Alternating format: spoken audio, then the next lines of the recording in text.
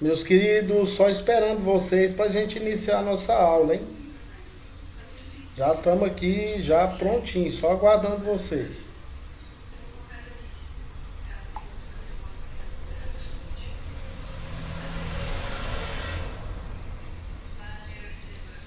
Quem teve a curiosidade de clicar naquele link que o Lindenberg mandou lá da obliquidade da enclítica? Aí eu cliquei lá, eu tava observando lá, interessante demais, né? Eu achei interessante demais Fantástico, né? aquilo lá. Também eu Muito, dei uma olhada é, também lá, achei bem interessante. Professor, não percebi. Tá no grupo ou no portal? Mas ele Não mandou aí no percebi. grupo.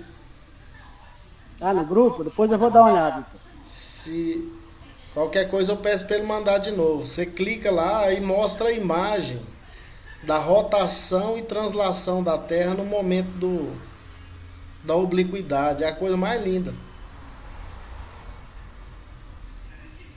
Saber que Deus controla isso tudo. Eu passei desapercebido. Eu vou dar uma olhadinha depois então. Interessante, interessante.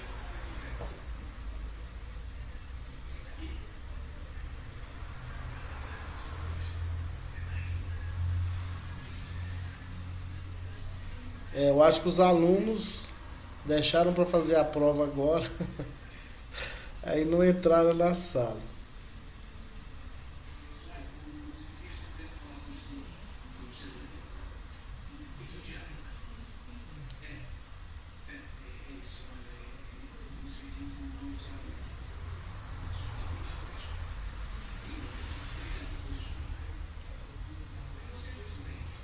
Lohane, se você quiser já começar a se preparar aí. Tá bom, professor. Vou colocar aqui, só um minutinho. Tá, fica tranquila.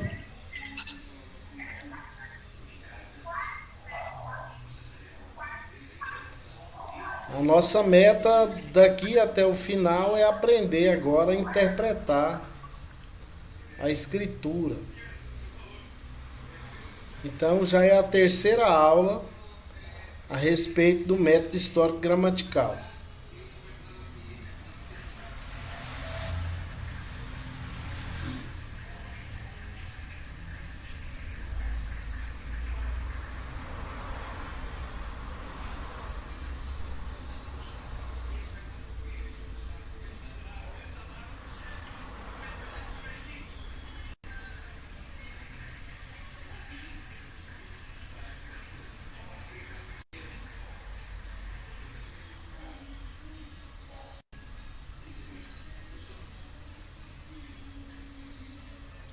Maravilha, então a nossa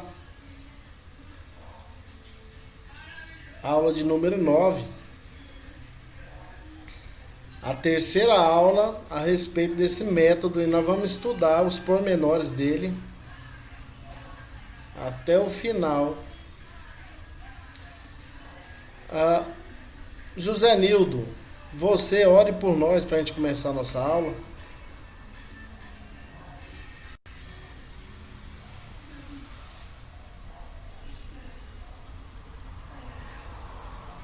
Pai, entramos na tua presença, Senhor, para que possamos, Pai, cada dia mais e mais aprender aos teus preceitos, os teus ensinamentos, Senhor.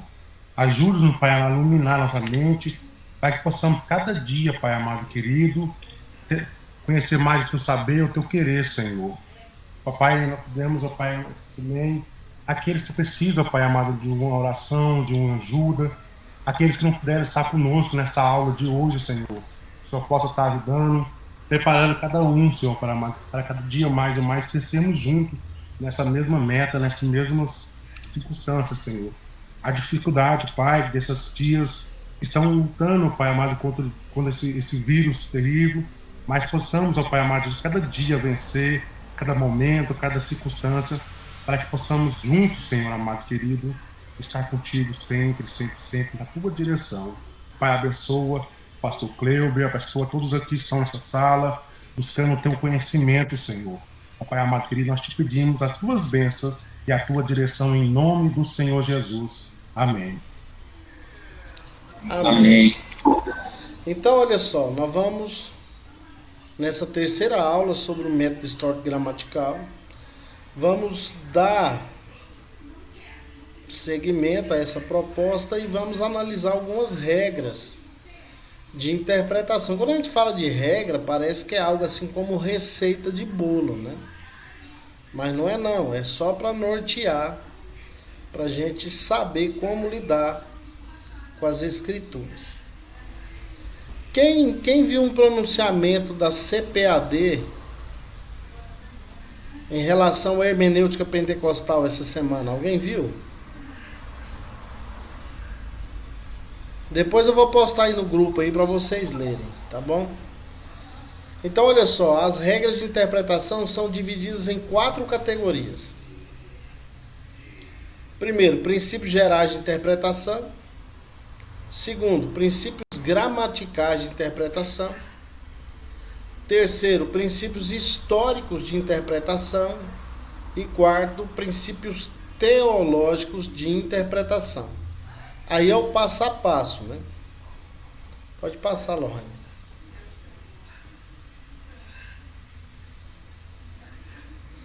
O que são esses princípios gerais de interpretação? São os que tratam da matéria global da interpretação. Eles são universais em sua natureza, não se limitando a considerações específicas. Então nós vamos começar a estudá-los, são regras gerais. Então, a primeira regra: trabalhe partindo da pressuposição de que a Bíblia tem autoridade. Se você não começar por aí, não adianta nem seguir à frente. Porque as suas conclusões, na verdade, não terão, de fato, o aval de Deus, nem do Espírito Santo em relação à vontade dele, que está lá registrada ou proposta na Escritura. Eu acho incrível como alguém quer usar a Bíblia como um oráculo santo, como um livro sagrado, e questiona a autoridade da Bíblia. Eu não consigo entender isso. Então é melhor usar outro livro, usar outra forma, usar a tradição. Então a primeira regra: a Bíblia é a palavra de Deus. Então você trabalha a questão da autoridade que ela tem. Nas questões de religião, o cristão se submete consciente ou inconscientemente a uma das seguintes autoridades, aceitando-a como autoridade última. Primeiro, a tradição. Segundo, a razão ou as escrituras. Nós sabemos que, por exemplo, os católicos, a tradição para eles é mais importante do que a escritura. Para nós, nada como regra de fé está acima da escritura, nada. Segunda regra: a Bíblia é seu intérprete, a escritura explica melhor a escritura. Quando você estudar a Bíblia, deixe-a falar por si mesma. Não lhe acrescente nem lhe subtraia nada. Deixe que a Bíblia seja o seu próprio comentário. Compare escritura com escritura. Então a Bíblia interpreta a si mesma. Terceira regra: a fé salvadora e o Espírito Santo são-nos necessários para compreendermos e interpretarmos bem as Escrituras. Temos de estudar a Bíblia com um profundo senso de dependência do Espírito Santo, cientes de que Ele é aquele que vos guiará a toda a verdade. Ou seja, o homem natural, o homem que não nasceu de novo, o homem que não é espiritual, infelizmente, ele não vai ter condições de entender a mensagem espiritual da Escritura. Talvez algumas questões em relação à interpretação de texto dentro da gramática ele vai até entender. Mas a mensagem espiritual da Bíblia ele não vai conseguir perceber de forma alguma. Então é necessário, primeiro, nascer de novo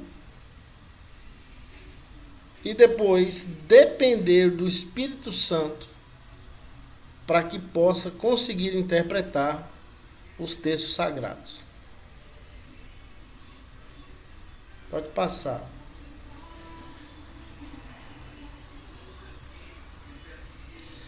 Quarta regra. Como eu disse, essas regras não são como regra de bolo, né? É só para a gente receber um norte. É a bússola para a gente ir montando o quebra-cabeça para interpretar corretamente. Interprete a experiência pessoal à luz da Escritura e não a Escritura à luz da experiência pessoal.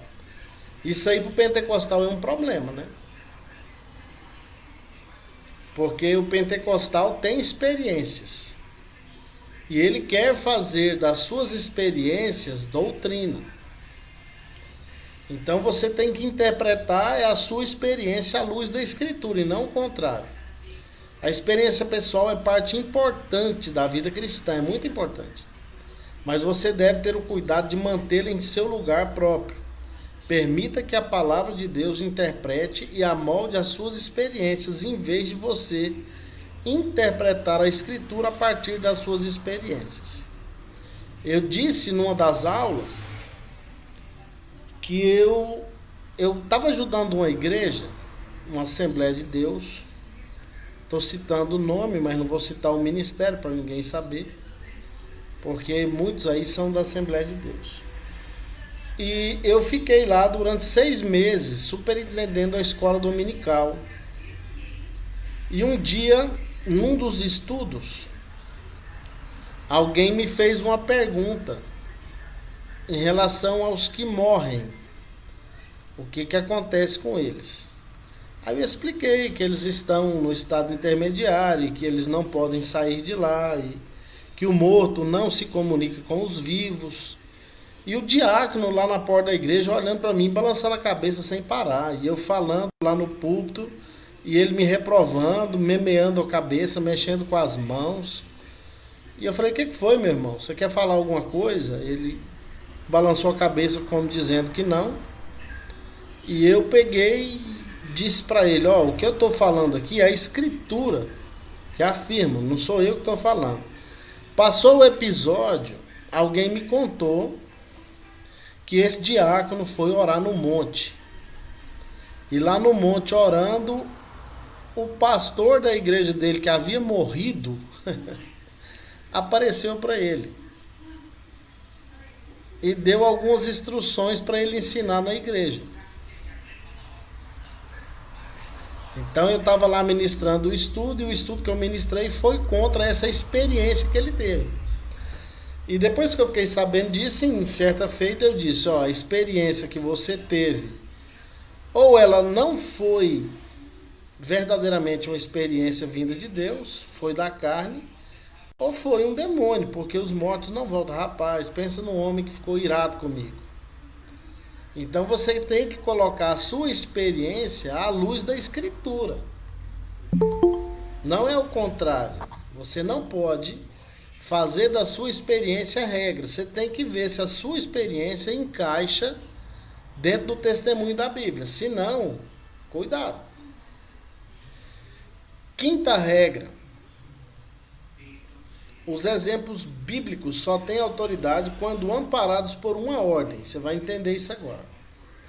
Ao ler a Bíblia, fica evidente que você não deve seguir o exemplo de todas as pessoas que são mencionadas em seus textos. Tem pessoas na Bíblia que são exemplos de coisas que não devemos fazer, que são exemplos negativos. Então tem que ter muito cuidado, tem que ler a Bíblia com muita atenção, para não estar incorrendo em erro só porque alguém que está lá registrado como personagem fez. Então cuidado, a Bíblia fala de pessoas que foram abençoadas, usadas por Deus. A Bíblia fala de pessoas que foram influenciadas e usadas pelo diabo. A Bíblia fala de pessoas que agiram pela carne. Então você tem que seguir o exemplo daqueles que foram guiados por Deus. Então tem que ter muita atenção na hora de perceber isso dentro de uma passagem bíblica. Sexta regra. O propósito primário da Bíblia é mudar nossas vidas, não aumentar nosso conhecimento. Presta atenção nisso. Eu já até falei isso numa das aulas. E a Lohane é testemunha disso. A Lohane começou a estudar no presencial, ela teve que parar por alguns problemas, pandemia, um monte de coisa. Mas na nossa primeira aula presencial, na turma da Lohane, eu pedi para que cada um se apresentasse e dissesse qual o motivo de estar estudando teologia e tal. A maioria disse que era para aprimorar ou desenvolver o conhecimento. E eu disse que não era por isso, mas estavam ali porque eram chamados por Deus. Porque ninguém que se ingressa num curso de teologia, alguém que já nasceu de novo, ninguém se ingressa à toa. É porque foi guiado pelo Espírito Santo, tenha certeza disso. Então, não é para você aumentar o seu conhecimento, é para você moldar a sua vida. O conhecimento vai acontecer, mas é para você moldar a sua vida. E se você hoje está estudando a Escritura de uma maneira mais profunda, é porque o Espírito Santo quer que você chegue no padrão que Ele quer, para Ele te usar de maneira maravilhosa no reino dEle.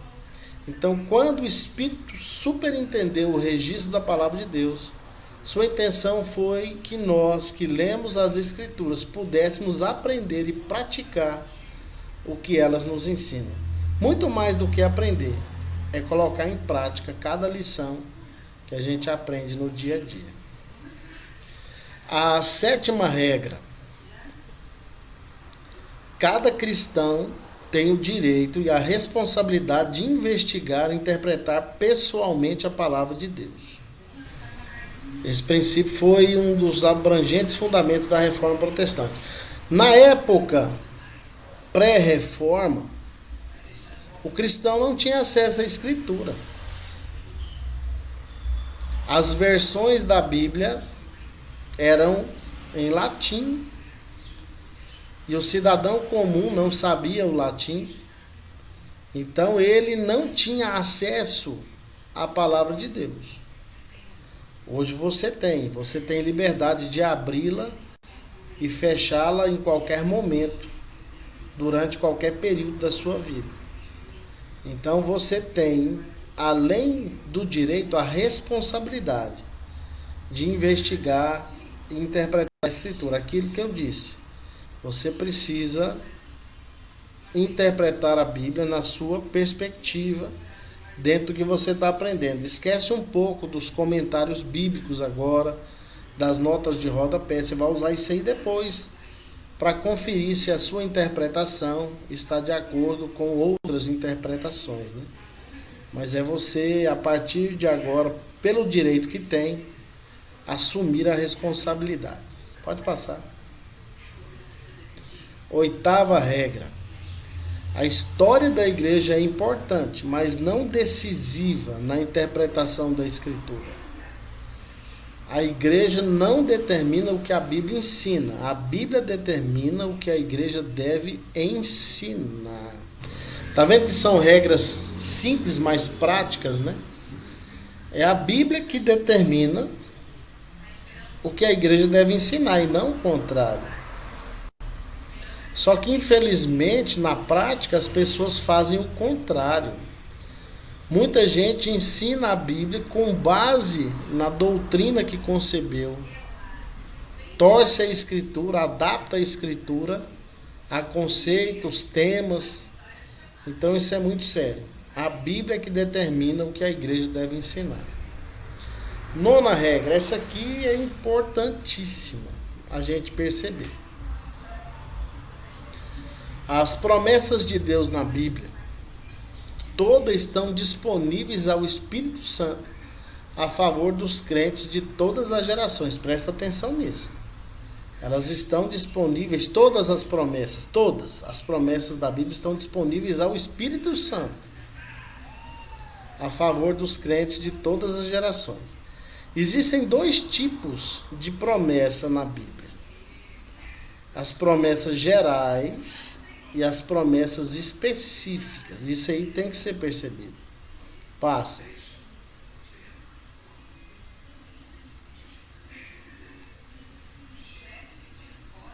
Professor Cleuber, Oi. essas promessas aí você pega muita gente no contrapé, né? Porque esse negócio de tomar posse, essa promessa, quem quiser pega essa promessa, é um contexto muito pregado nos nossos dias atuais, né? Nós vamos perceber que esse tal de toma posse, isso aí é ficção, né? Promessas gerais, vamos partir daí. Essas promessas são feitas pelo Espírito Santo a todos os crentes. Quando foram escritas pelo autor, não visavam apenas alguma ou algumas pessoas ou época em particular.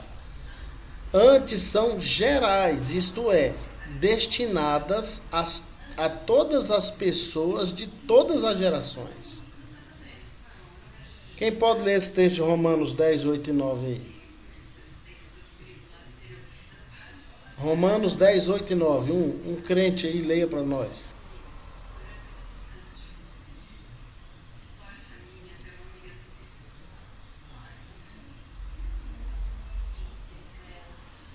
Ninguém vai ler? Vou ter que buscar minha Bíblia ali.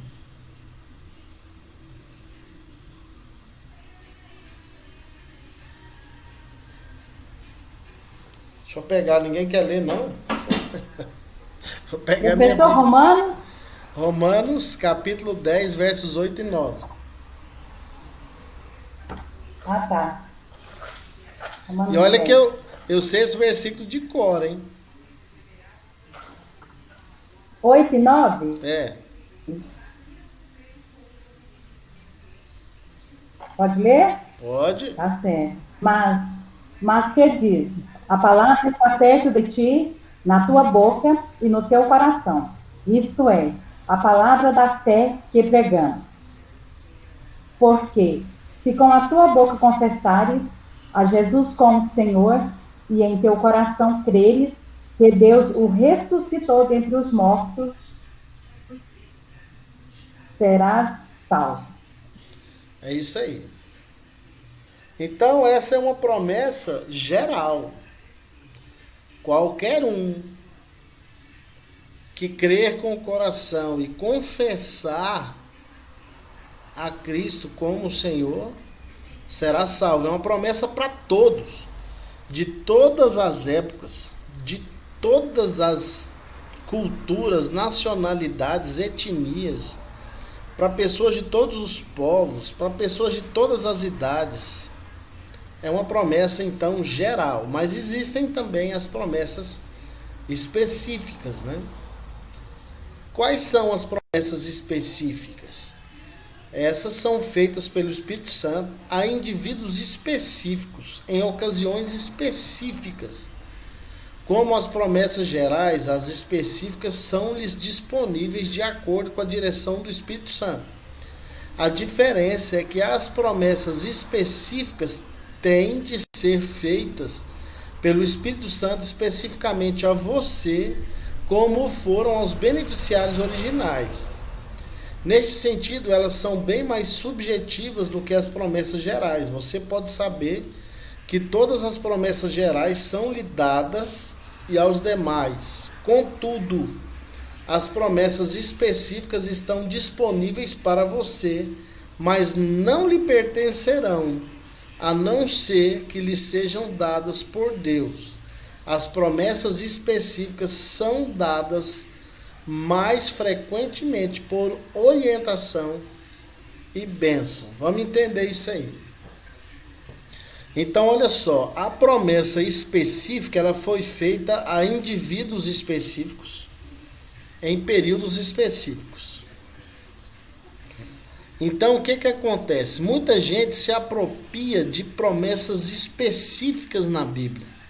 Aí entra o toma posse, é meu, eu não sei o quê, e aí vai essas questões. Então, promessas específicas só serão aplicadas na sua vida se o Espírito Santo, você que é pentecostal, né, e crê nisso, se o Espírito Santo em particular te prometer a mesma coisa. Caso contrário, a promessa não foi para você, foi para o personagem da Bíblia que é mencionado na passagem ou na questão. Então, cuidado com esse negócio de querer aplicar todas as promessas bíblicas para a sua vida, porque ela pode ser uma promessa específica. Vamos ler essa promessa aí específica. Pode tirar os slides aí, Lorde.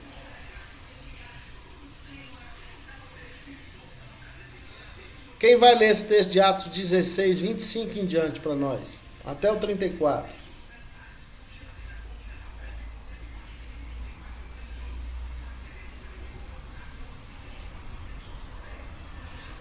Pode ser eu? Pode. Atos 16, 25? Até o 34. Tá. Perto da meia-noite, Paulo e Silas oravam e cantavam hinos a Deus. E os outros presos os escutavam. De repente sobreveio um tão grande terremoto e os alicerces do cárcere se moveram. E logo se abriu todas as portas e foram soltas as prisões de todos. Acordando, o carcereiro, vendo abertas as portas da prisão, tirou a espada e quis matar-se, cuidando que os presos já tinham fugido. Mas Paulo clamou com grande voz, dizendo: não te faça nenhum mal, que todos aqui estamos. E pedindo luz, saltou dentro e, todo trêmulo, se prostrou ante Paulo e Silas. E tirando-os para fora, disse: Senhores, que é necessário que eu faça para me salvar? E eles disseram: crê no Senhor Jesus Cristo e serás salvo tu e a tua casa. E lhes pregaram a palavra do Senhor e todos os que estavam em sua casa. E tomando-os ele consigo naquela mesma hora da noite, lavou-lhes os vergões e logo foi batizado, e ele e todos os seus. Então, levando-os sua casa, lhe pôs à mesa e, na sua crença em Deus, alegrou-se com toda a sua casa. Ok. Esta aí vai decepcionar muita gente, mas é uma promessa específica.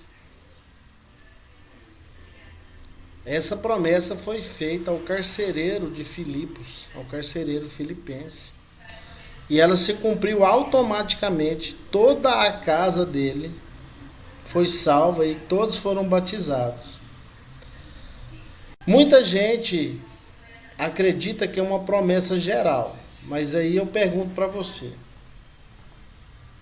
Você é crente? Na sua família todo mundo é crente? Não, professor. Hã? Professor, Hã?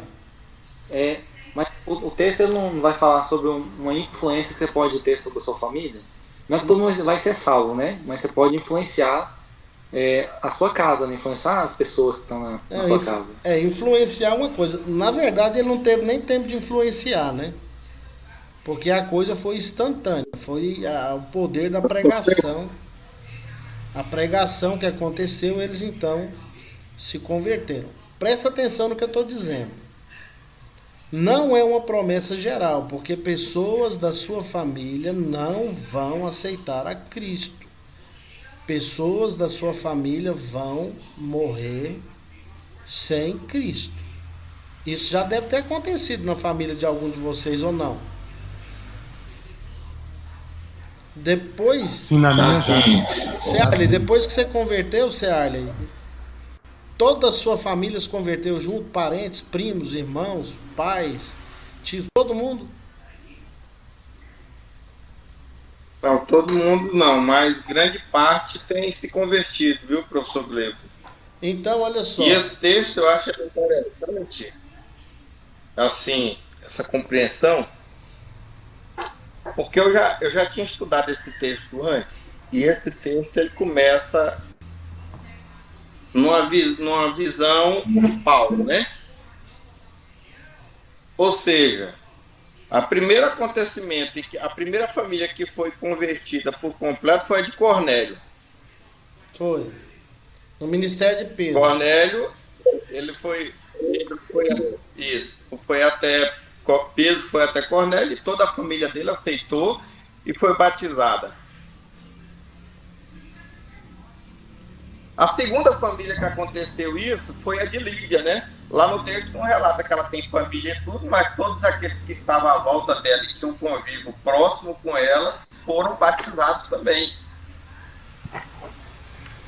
Na minha concepção, assim, o que eu entendi é que Paulo, para afirmar que na vida daquele carcereiro, a família dele, se ele crescia, ia ser batizada, pode ter sido um ato de fé, sim, mas também já tinha evidências do crer, né?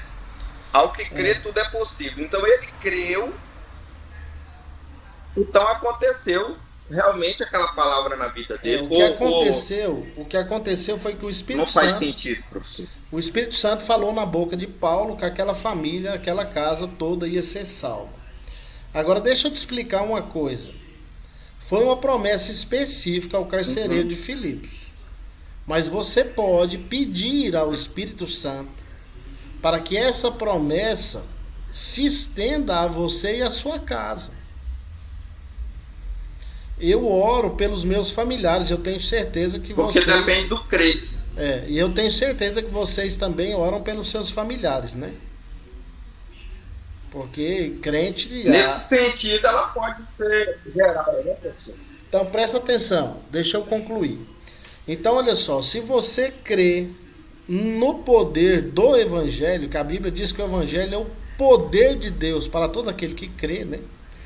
Se você crê no poder do Evangelho e você ora pelos seus familiares, basta você pedir a Deus para que nenhum dos seus entes queridos se percam. Que Deus tenha misericórdia e que eles possam ser salvos. Olha só o que eu tenho de testemunho para contar em relação a isso. Eu, sempre que tem algum ente querido que eu conheço que não é cristão e que está hospitalizado, Deus me manda visitar e evangelizar. E eu sempre oro por eles. Orei pelo meu avô a minha adolescência toda, a minha juventude toda, e já eu, barbado, marmanjo, orando por ele. O meu avô morreu no meu colo, aceitando a Cristo. Visitei uma tia minha no hospital, que era testemunha de Jeová. Ela tinha sofrido um AVC. Preguei para ela o evangelho. Falei: tia, eu quero te pregar o evangelho conforme a escritura diz. Expliquei quem era Jesus para ela. Falei: Jesus não é o arcanjo Miguel. Ele é o verbo encarnado. Ele é Deus. Ele morreu na cruz no seu lugar para te salvar. Terminei de pregar o evangelho para ela. Ela estava sem fala, que ela tinha acabado de sofrer um AVC, mas ela estava lúcida. E eu perguntei para ela se ela queria confessar a Jesus como Senhor, conforme Romanos, que a irmã leu, a Fátima, né?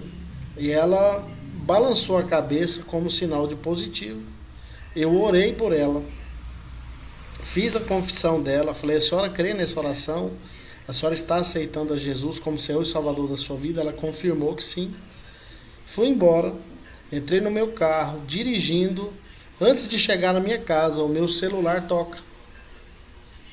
Atendo a minha prima dizendo: a minha mãe morreu. Ou seja, minha tia morreu poucos minutos depois que eu saí da sala. Então eu pedi a Deus que essa promessa se cumprisse na minha vida. E eu oro e faço a minha parte. Então você pode se apropriar desse tipo de promessa, pedindo ao Espírito Santo. E eu tenho certeza que Ele, na benevolência dele, Ele vai te conceder a mesma promessa. Mas cuidado com esse negócio de ficar se apropriando de promessas específicas na Bíblia, achando que coisas que Deus prometeu especificamente para um se aplica para todos. Não dá. É por isso que muita gente se acaba se frustrando na fé e muita gente acaba se desviando, porque começa a acreditar que a Bíblia não é verdade. Mas é porque se apropria de promessas que não são para ela. Um dia, deixa eu continuar. Um dia eu encontrei um irmão aqui perto da minha casa. Tinha uma área vaga, era um quarteirão inteiro vago. E eu encontrei esse irmão lá no meio. Lá era um mato, tinha uma moita de bambu, era quase que um quarteirão inteiro. E eu cheguei lá e falei: ô meu irmão, o que você está fazendo aí? Está orando? Tô sim, meu irmão, estou orando, estou aqui determinando que esse lugar me pertence. Estou aqui decretando no reino espiritual que esse lugar é meu. Eu falei: mas como assim? Você comprou ele? Não. Eu falei: você tem dinheiro para comprar ele? Não. Eu falei: não, então você tem que orar diferente, você tem que pedir para Deus. Falei: Deus, se for da sua vontade, o Senhor me dá esse lugar. Não, meu irmão, você não tem fé não. A sua fé é muito pequena, você não tem fé. Você tem que determinar. Então eu estou aqui determinando, esse lugar me pertence. Eu falei: meu irmão, esse lugar não te pertence. E você vai perceber logo, logo que alguém vai adquirir essa área e vai construir alguma coisa aí. Você acredita que esse irmão ficou com raiva de mim? Deixou de conversar comigo. E a gente era próximo.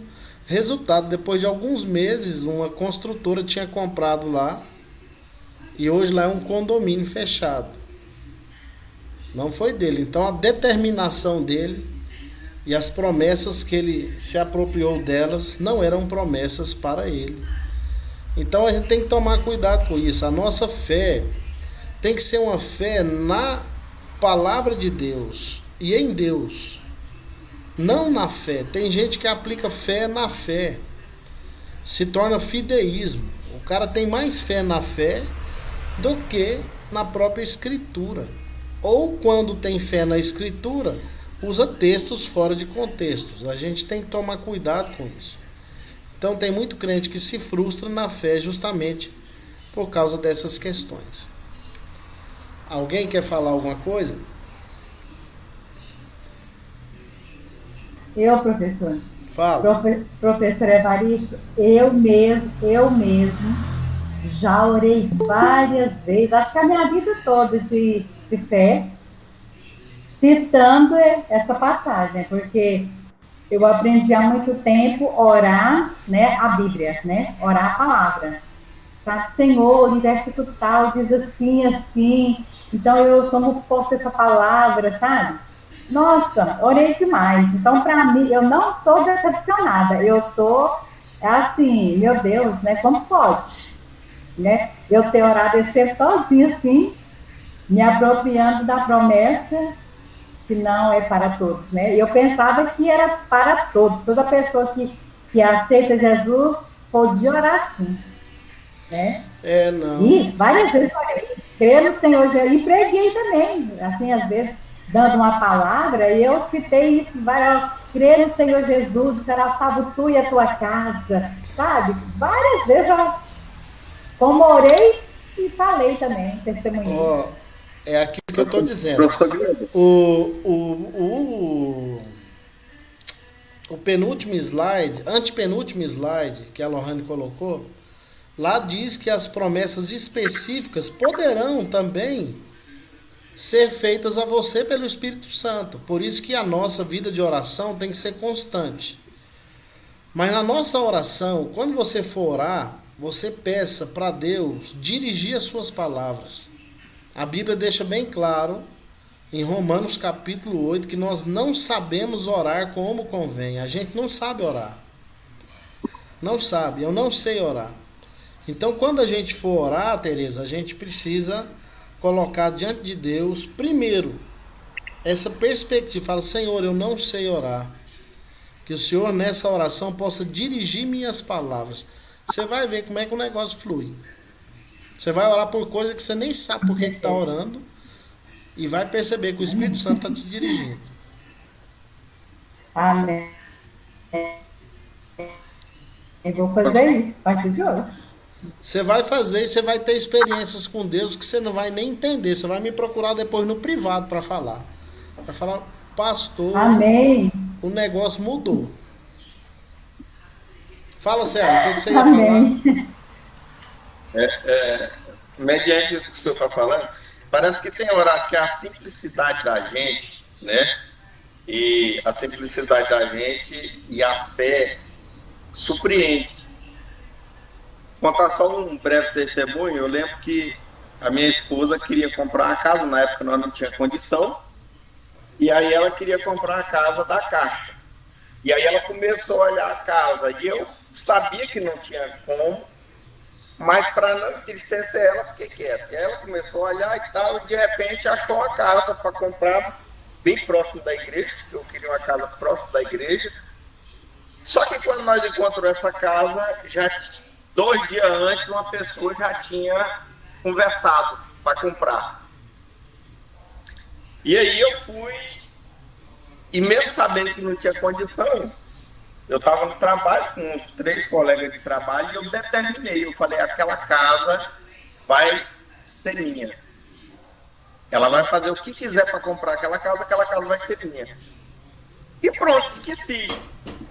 Isso era 1 de abril, rodou o ano todinho, chegou o final do ano, ela não conseguiu comprar a casa, aí virou o ano, ela continuou tentando comprar a casa, só que como virou o ano e a pessoa tinha saído do emprego, estava trabalhando como autônoma, a Caixa reprovou o processo dela, teve que começar do zero. Aí quando ela levou o processo como autônoma, a Caixa rejeitou. Quando eu fiquei sabendo que tinha rejeitado o processo dela, fui procurar a pessoa, ela falou, olha, realmente não deu certo, mas já tem outra pessoa na frente. Eu falei, rapaz, pelo menos deixa eu tentar. Você podia pelo menos ver se meu nome dá certo para comprar a casa. Aí ele, com muita insistência, o corretor, não, deixa eu experimentar para ver se o nome dele dá certo. Se der certo, nós tenta com ele. Se não der certo, você passa para outra pessoa. E aí ele tentou, 2 dias depois, o nome foi aprovado e graças a Deus deu certo para me comprar a casa. 1 ano e meio depois. Então tem hora que parece que a fé surpreende. Isso aí você pode ter certeza, que quem determinou foi Deus. Não foi o Seara. Deus queria te presentear com aquela casa. As nossas orações, elas são respondidas quando elas estão alinhadas à vontade de Deus. Eu fiz uma pergunta esses dias, as pessoas elas têm medo de responder. Eu perguntei, a oração move a mão de Deus? Alguns arriscaram, não, move. Aí eu pedi para citar versículos bíblicos, né? As pessoas citam sempre fora de contexto. Gente, a sua oração não move a mão de Deus. É a mão de Deus que move a sua oração. Quando você está alinhado com Deus, por isso que eu sempre digo, quando for orar, peça para Deus dirigir as suas palavras. O Espírito Santo, ele intercede por você com gemidos que não tem como nem explicar, gemidos inexprimíveis. Então, todas as vezes que você for orar, faça essa experiência. Senhor, dirija as minhas palavras. Você vai ver como que a coisa flui. Então, por exemplo, eu ouvi muitos crentes falando que crentes não morreriam de Covid-19.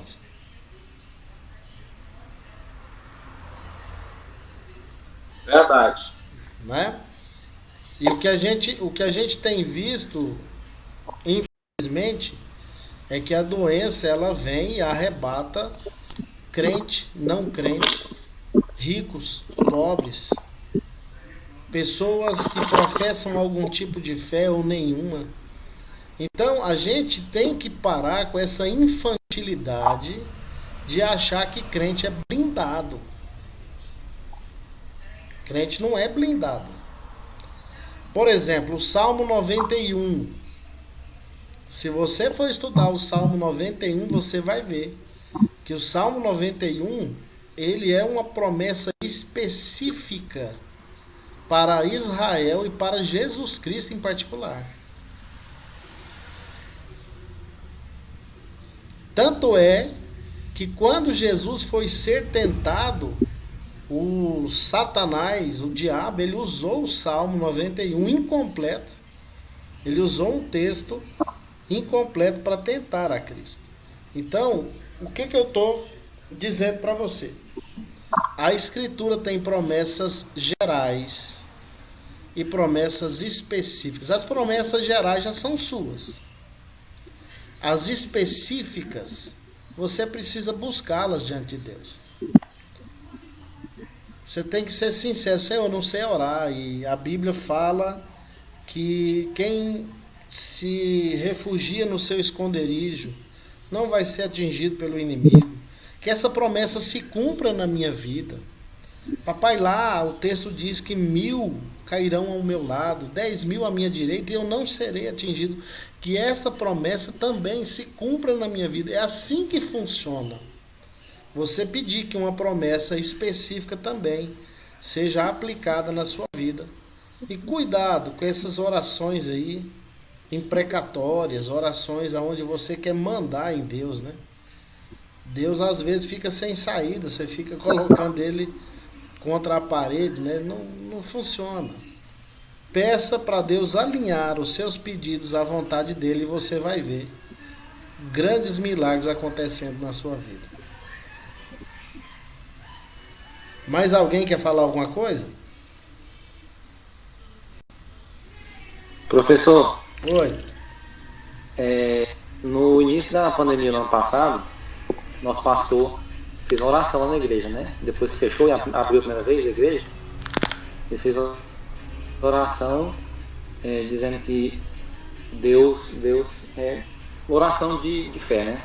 Que Deus não ia deixar nenhum dos irmãos morrer, né? Da Covid. E Deus tinha mostrado para ele. Nessa oração, a gente percebe que até hoje ninguém morreu na nossa igreja, né? Uma igreja até grande, em vista de algumas outras igrejas aí. Não quer dizer que a oração dele não moveu o coração de Deus, mas o Deus moveu a oração dele. Ah, com certeza, isso acontece muito. E eu já vi o contrário. Eu vi um pastor dizendo que as pessoas que tomassem a ceia naquele dia na igreja, todas elas seriam blindadas contra o Covid e nenhum morreria. Já morreu um monte. Então a coisa funciona quando está alinhada à vontade de Deus, e muita gente de oração ora conforme a vontade de Deus. A oração não pode ser como um voto de tolo. A oração tem que ser alinhada à vontade de Deus. Eu dava estudos numa igreja dia de sexta-feira. E assim que surgiu o primeiro decreto para fechar todo o comércio, inclusive igrejas, o pastor da igreja mandou um zap para mim me perguntando qual era a minha opinião sobre fechar a igreja. E eu disse a ele, tem que fechar o templo, porque a igreja não vai ser fechada. A igreja somos nós.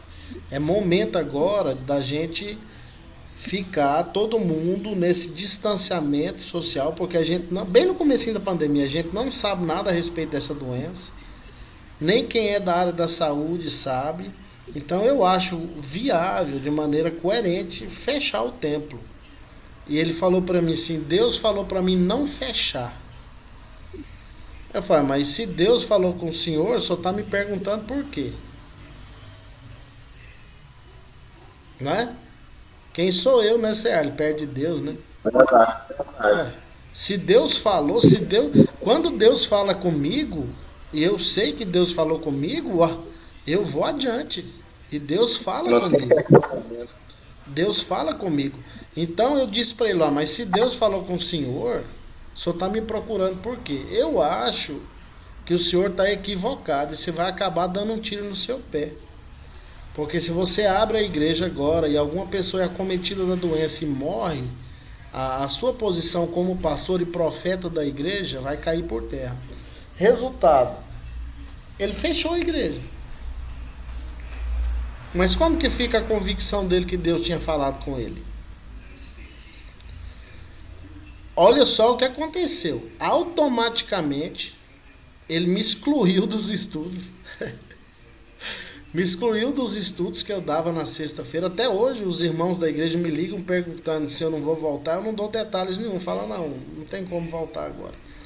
Mas ele ficou tão chateado porque eu falei que ele tinha que fechar a igreja, E ele teve que fechar, foi um decreto inicial, né? Então a gente não pode confundir algumas coisas. Tem muita gente que ora conforme a vontade de Deus e Deus está no negócio, a coisa acontece conforme Deus quer.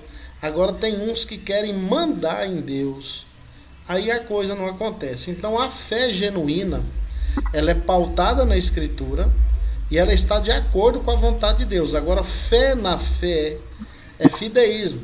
É igual uma música daquele Gilberto Gil do Candomblé, né? Andar com fé eu vou, que a fé não costuma falhar. Acredita na fé, mas não acredita em Deus e não segue a palavra de Deus. Então, temos que tomar cuidado com isso. Muito cuidado. Eu já vi muita gente se dar mal no ministério porque segue pensamentos, segue doutrinas que não têm a Escritura como aval e acabam se decepcionando muita gente.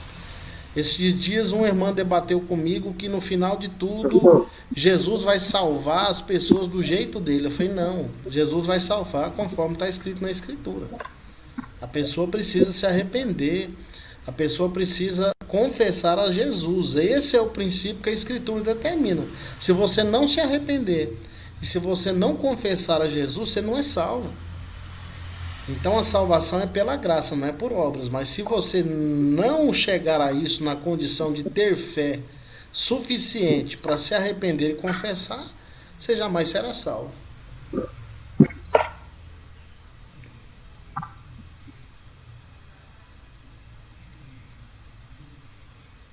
Quem vai falar? Mas Deus não resiste um coração. Deus não resiste um coração quebrantado, né? A Bíblia diz que Deus não resiste um coração contrito e quebrantado. Esse é o Salmo 51 que Davi compôs logo depois que recebeu a visita do profeta Natã. Davi se arrependeu. Davi havia cometido aquele pecado bárbaro que ele tomou a mulher de Urias, Batseba, mandou matar o marido dela, né? Mandou deixar ele na frente da batalha. Então o que acontece? O coração de Davi, de fato, foi quebrantado porque ele percebeu o mal que ele tinha feito. Então é assim, Genival, que acontece. Não é que alguém vai ficar aí numa condição de estar contrito e vai convencer a Deus e Deus fazer algo que não está de acordo com a vontade dele. Por exemplo, nós temos o exemplo de Esaú.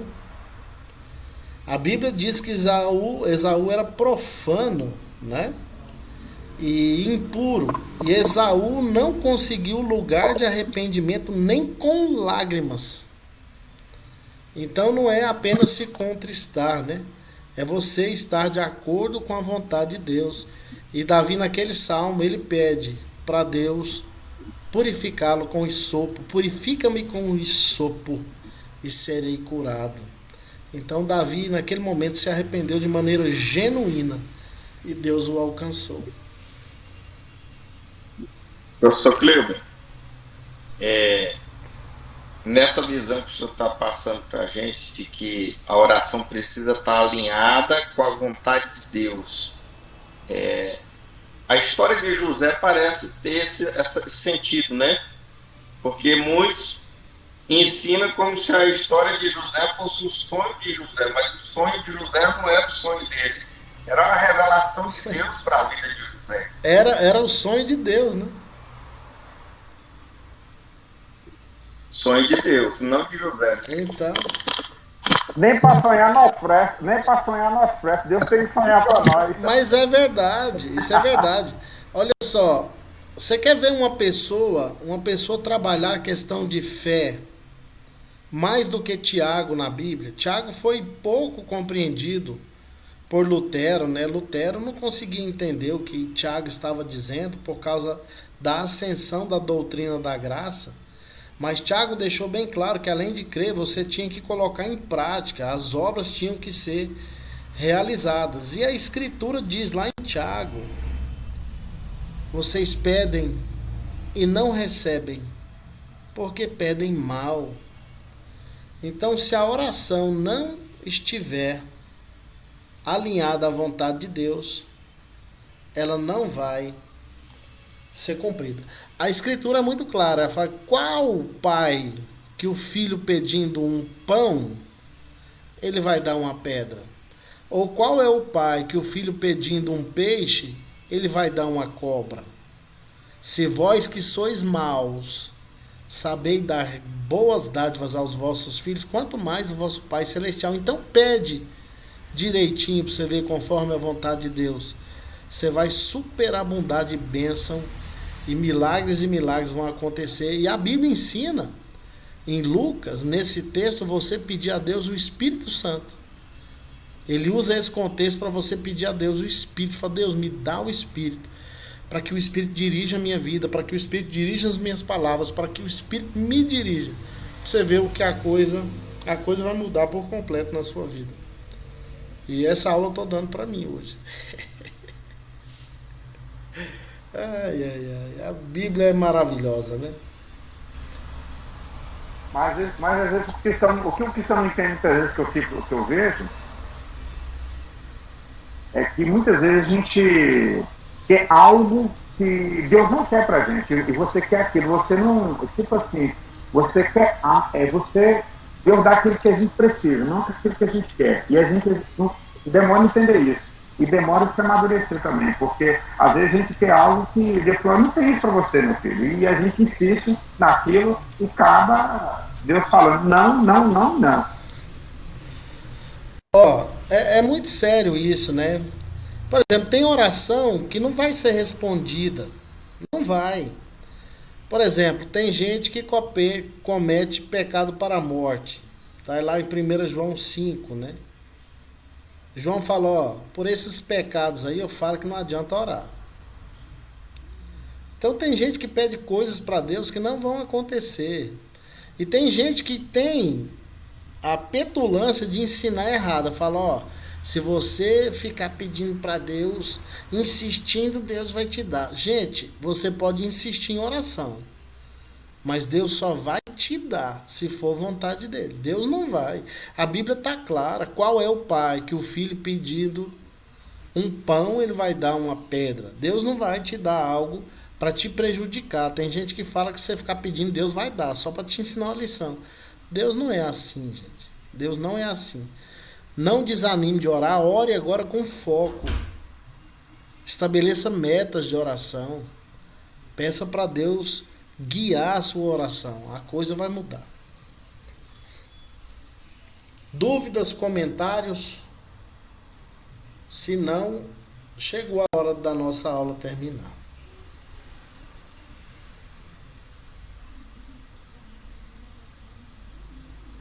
Professor. Oi. Sobre a questão da oração, né?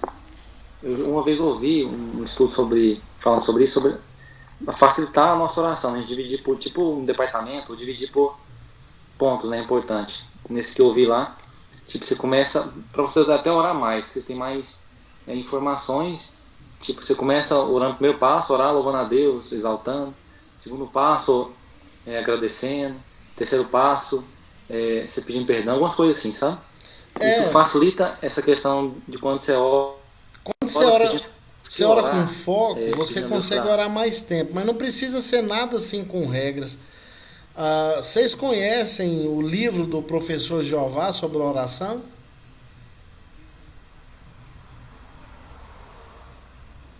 Ainda não. Só um minutinho aí, por favor. Não, eu vi ainda não.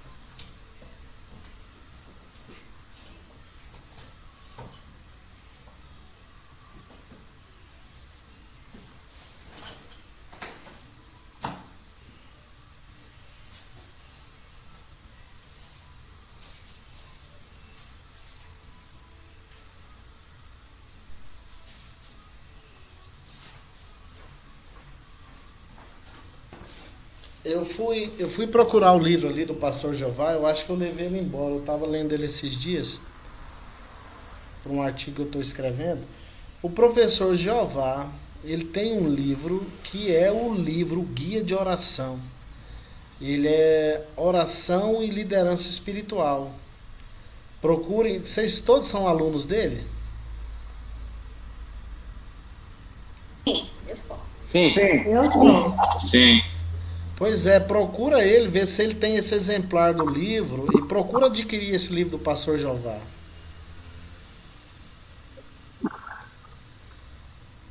Vocês vão perceber a importância da oração e a maneira como conduzir a oração. É um negócio impressionante. Então, meus queridos, promessas gerais. Professor, Oi, professor Cleber, sou eu. fala, Lindenberg. Professor Cleber, quando no começo da aula eu não queria te atrapalhar no início, mas aí eu quero te fazer uma pergunta no sentido. Quando eu estava explicando que a Bíblia explica a própria Bíblia, certo? Certo. Ela própria se explica, né? É no mesmo contexto em que Lutero diz a respeito de que o cânon dentro do cânon. Ó, a ideia de que a Bíblia explica a própria Bíblia, a gente até estudou isso. Isso é oriundo tanto de Lutero quanto Calvino, né? Agora, a expressão cânon dentro do cânon tem aplicação dela em vários contextos. Tem que tomar cuidado, Lindenberg, de perceber, porque o método histórico crítico, ele afirma que dentro do cânon, que é a Bíblia, tem o cânon normativo. Ou seja, nem tudo na Bíblia é palavra de Deus. Então você tem que saber diferenciar isso aí, viu? A Bíblia explica a própria Esse eu Bíblia. sei, sim, é do cânon. É porque a Bíblia ela não pode se contradizer. E algumas passagens que são mais obscuras em determinados lugares, em outros contextos elas são mais claras. Você precisa saber fazer essa condição de comparar a Bíblia com Bíblia. A gente vai estudar isso.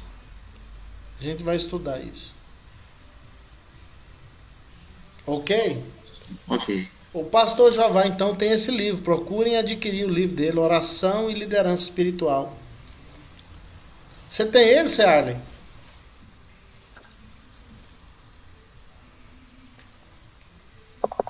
Não, professor, infelizmente esse eu não tenho. Tenho outros livros dele, mas esse eu não tenho. Pois é, o livro do pastor Jeová. A gente na FACEB, a gente tem algumas obras publicadas. Eu tenho esse livrinho aqui, ó. Eu tenho um capítulo publicado aqui, o Pentecostalismo e Reino de Deus.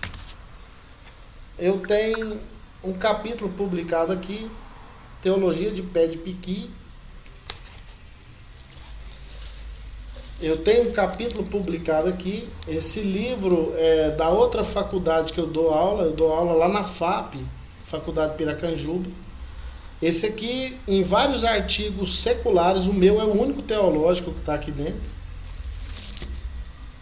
E tem também um capítulo publicado aqui, vários artigos publicados, e ontem saiu um e-book onde eu publico mais um capítulo também. Então a gente tem trabalhado. O pacote dos livros. O pacote desses livros aí sai quanto, professor? Rapaz, esses livros aqui eu costumo doar. Porque quando a gente... Tem gente que produz livro para sair nas igrejas pregando e vendendo, né? Eu presenteio, não tem como eu entregar, né? Quando alguém quer me ofertar alguma coisa, eu aceito, mas eu nem sei o preço desses livros não, Zé Arlen. Ou se eu separa todos eles aí que eu vou buscar eles aí. Tá ok. Viu? Nós acerta aí. Tá bom. Então, olha só. Eu dou essa dica para vocês adquirirem esse livro de oração do professor Jeová, se ele tiver ainda os exemplares, porque vocês vão estar adquirindo uma literatura de qualidade e vão, como pentecostais, aprender a nortear a oração, porque aprender a orar, não vou dizer que ninguém vai aprender a orar, ninguém sabe orar, né? Mas vocês vão ter os princípios que vão nortear a vida de oração de vocês. Não usem texto fora de contexto.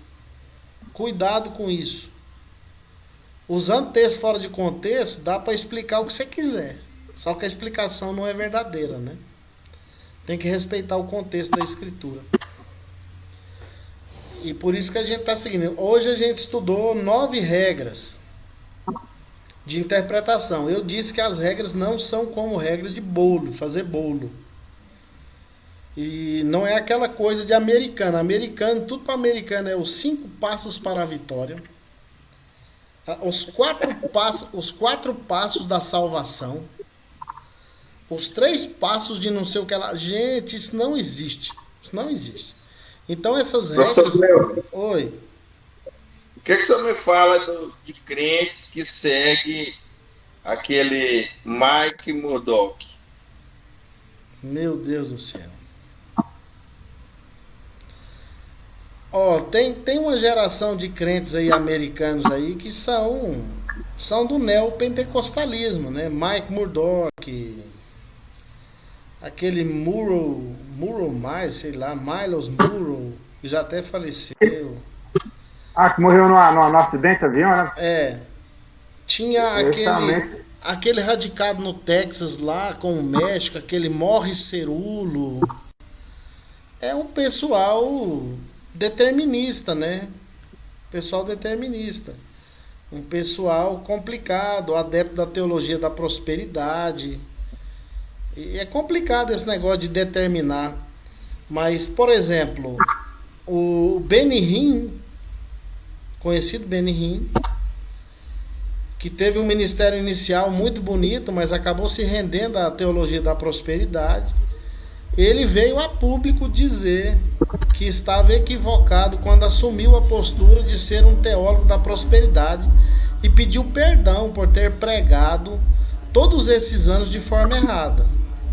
Mas eu só vou conseguir reconhecer o arrependimento dele quando ele começar a devolver o dinheiro que ele recebeu para as igrejas. Vamos voltar aí. É sério, é sério. Arrependimento sempre vem com uma mudança de atitude, né? Então arrependeu, vamos devolver o dinheiro que recebeu durante a prosperidade. Você achou engraçado, Sérgio? É mudança de vida, né, professor? Ó, e essa condição da prosperidade, ela pegou muita gente aqui no Brasil. Pegou muita gente. Muito pastor que era excelente pregador, hoje é adepto da teologia da prosperidade, acabou com a sua credibilidade total, só fica envolvido com política hoje. Tem um monte. Então a gente precisa evitar essas coisas. É melhor ficar no anonimato do que ter sucesso diante dos homens e não estar mais dentro do padrão que Deus quer. Pode ter certeza disso. Tem gente que acha que está aí na mídia, que ter milhões de seguidores é o que importa, né? Não é não. Não é não. O que importa é você ter uma fé genuína que agrada a Deus e ser conduzido por Ele. Você ser guiado pelo Espírito Santo. Isso é que importa. Nem todo sucesso, de fato, é sucesso. Né? Meus queridos, um grande abraço. Deus abençoe. É sempre muito bom estar com vocês. Eu fico ansioso para chegar essa aula dia de quinta. É bom, é bom. Muito bom, viu, professor? É bom dividir espaço com vocês aí. Deus abençoe. As considerações finais. E a gente termina aprendendo o que acha que sabia, né, professor? Então. A paz do Senhor, professora Clarice. Paz do Senhor. Deus te abençoe. Fátima, põe em prática o que você aprendeu hoje. Depois você me procura no privado. Com certeza. Vou marcar hoje. Deus abençoe. E aquilo que eu sempre digo, se até a nossa próxima aula Jesus volta antes. Vocês sabem onde me encontrar. Amém. Verdade.